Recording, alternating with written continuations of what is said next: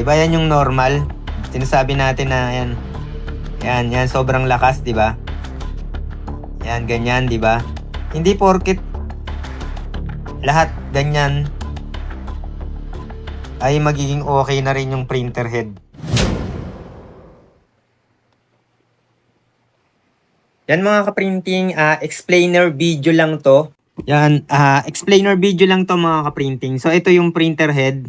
Ito yung na-explain ko sa mga gumagamit ng C-range, no. Meron tayong 5 ml, 10 ml, tapos may nakikita pa ako na sobrang laki na C-range.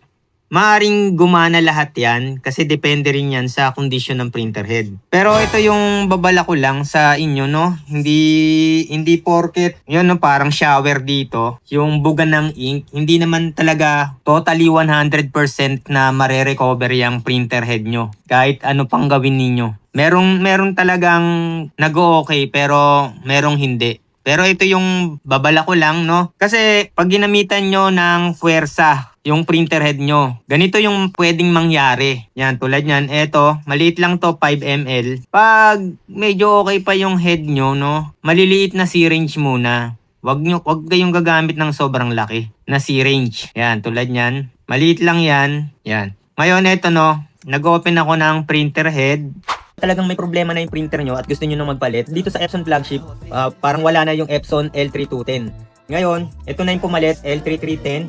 Same lang yan ang specs, ang kaibahan lang yan ay mas mabilis na siya, no? Ng konti. Yan, sa A4 mas mabilis na siya, pero halos parehas lang din sa iba, no? Dito sa photo, parehas lang. My 4R borderless. Halos parehas ng specs, pati print resolution. Ngayon, kung gusto nyo pa talagang mag-upgrade ng mga higher model, kung yung dating L5290, ngayon ang pumalit na sa L5290, itong Epson EcoTank L5390. Parehas din ng specs.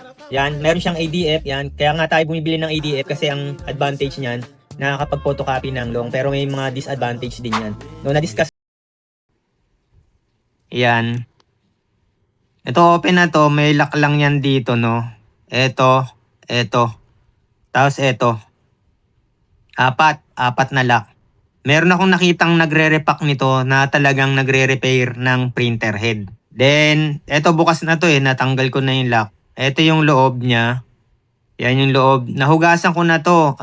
Barado to. Kahit anong gawin ko dito, ayaw talaga. Tapos, may parte na matigas. So, ito, no. Ito, hindi siya ganun. Nakita nyo to? Gasket yan. Yan.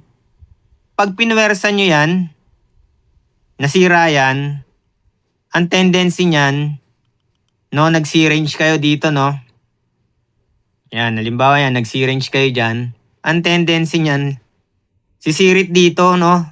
Malamang merong nakaka-experience dyan, no? Kung meron man naka-experience niyan, i-comment down nyo na lang, no? Kung na-experience nyo yun. Lulusot dito. Dyan lulusot. Siniringe nyo. Ito, halimbawa, cleaning solution. O kaya naman, ito yung sintomas niyan Kasi ang black at yellow magkatabi.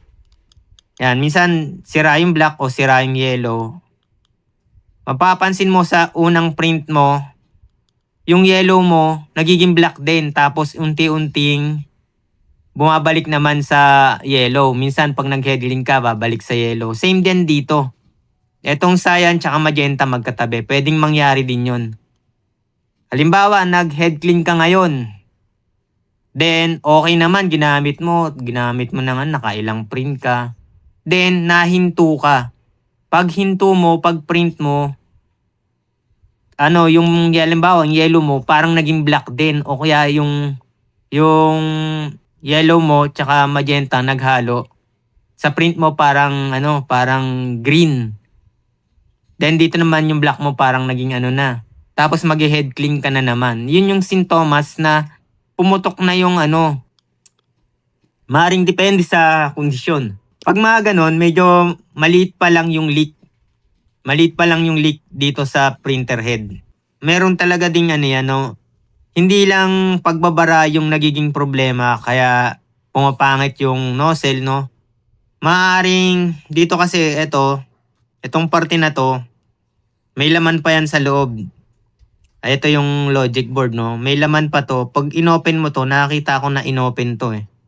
Pag inopen mo to, meron pa yung electric component yan, no? Yung maliliit na piezo crystal. Yung piezo crystal sa loob, nagsishort yon, nasisira din yon. Kaya kahit maraming lumabas dyan na cleaning solution dyan, yung parang ulan na, salpak mo sa printer ay hindi pa rin okay. Ayun, maaaring sira na talaga yung printer head. Yan, wala nang pag-asa yun pag ganun, pag nasira na yung crystal. Tsaka ito, etong serial number, may ano yan, may gamit yan. Etong ID number ang tawag dyan. Ngayon, ayan, settings yan ng printer head. Kung gaano kalakas yung ibubuga niya na ink para maging maayos yung print niya. Kasi kahit syringe ka ng syringe, tapos nagpalit ka ng printer head, may hindi ka ginawa, no? Tsaka ako na lang tatalakayin yun. May hindi ka ginawa na maaaring gumana, gagana pa yon. Kahit same model pa. Basta nagpalit ka, may gamit ito. Hindi lang nilagay yan dahil yan yung serial number, no, yung palatandaan ng manufacturer. Ito ay configuration, no, configuration to. And maaring gumana, no, sabihin nyo gumana naman. Pero maaring magproblema yan in the long run. Permanenteng banding, no, guhit kahit anong syringe mo dyan, kahit anong head clean mo. Maaring misaligned prints, yan. Maling dami ng ink o na-overspray. Maaring maputla o masyadong matapang yung print mo. Yan, pwedeng mag-overspray o underspray. Ang magiging problema pa niyan ay mas madaling masisira yung printer head dahil sa overheating. Dahil kasi nagpalit ka ng print head, yung settings ng printer mo, nung board mo, nakaset siya dun sa inalis mo. Ngayon, ang printer head ay bawat printer head may unique na hardware ID. Configuration 'yan. Hindi pare-parehas, no, unique ang printer head, no. Ito yung na-research ko, microscopic variation. Ang Epson printer head ay gumagamit ng piezoelectric technology. Binubuo ito ng napakaliit na kristal, no, dito 'yan, no, sa loob ng nozzle. Ito yung pumipitik para magbuga ng ink. Sa pagkagawa nito sa pabrika, may napakaliit na mga pagkakaiba ang manufacturing tolerance ng bawat kristal. Yan, may custom voltage calibration siya. Kahit parehas pa yung model, yan, unique yung printer head, no? Wala siyang talagang identical. Yan, dahil hindi 100% na magkamukha ang mga kristal sa loob, kailangan nilang itest isa-isa sa pabrika. Ang resulta ng test na ito ay ginagawang code ng iyong head ID. Ito yun, yung code ng head ID. Sinasabi ng code na ito sa motherboard ng printer ninyo kung gaano kalakas na voltage ang kailangan para maging pantay, tama ang sukat at nasa tamang direction ang buga ng bawat patak ng ink. Yan. Yan sana makatulong, no, sa nagpapalit ng printer head. Ito yung isang halimbawa, no, nilagyan ko lang ng goma, sira na yung mga gasket sa loob. Ganito yung nagiging problema. Ganyan yung sinasabi ko, no. Lumulusot na sa ibang nozzle, no. Yan yung sinasabi ko. Yan, lalo na kung sobrang pressure. Kasi 'di ba yung normal natin na eto sira na tong print head na to, no? For ano lang to, educational purpose. 'Di ba yan yung normal? Sinasabi natin na yan. Yan sobrang lakas, 'di ba? Yan ganyan, 'di ba? Yan. Hindi porket lahat ganyan ay magiging okay na rin yung printer head. May mga factor pa, no, kung bakit blank print o may mga banding. Pagdating dito sa kabila na lumusot kasi sira na yung gasket sa loob. Dito na lumulusot, kita niyo yan, dito na siya lumulusot. Sira na kasi yung diyan na lumulusot, hindi na dito. Yan.